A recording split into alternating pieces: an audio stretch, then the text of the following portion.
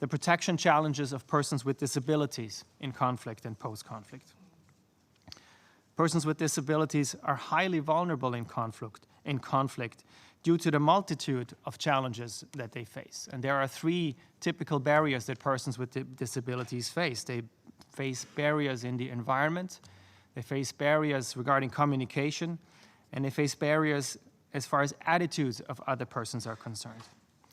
Now, during conflict, all of these barriers are exacerbated, and there are some incredibly practical problems for persons with disabilities in conflict, such as having difficulty fleeing from violence as attacks may be happening on civilians. The problems faced by persons with disabilities, this is not an issue that is small in number. Just because persons with disabilities are largely invisible in society, also in our society, doesn't mean that they are not there. It is generally estimated that 15% of the general population has a disability. This rate is significantly higher in conflict zones because conflict is, of course, also a cause of disability. We read about casualty numbers, persons killed in certain incidents and persons injured. Those persons injured, they, in many cases, continue their lives as persons with disabilities. And of course, as I mentioned before, persons with disabilities are disproportionately affected by conflict. Even more affected are women and girls with disabilities. They are at particular risk of violence and also of sexual violence.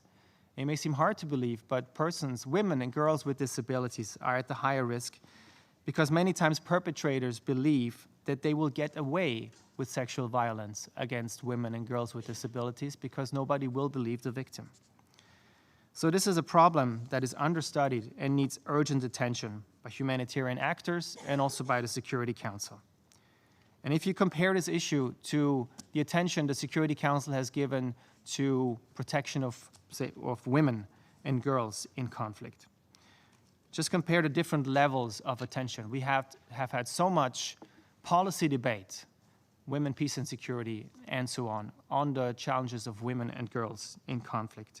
And we're actually struggling to say new things in those debates. Now, when it comes to persons with disabilities in conflict, the issue has barely been discussed by the Council. There is a gaping hole on this issue. And respectfully, Mr. President, my delegation would call on the Security Council to start building a ramp over that gaping hole. Thank you.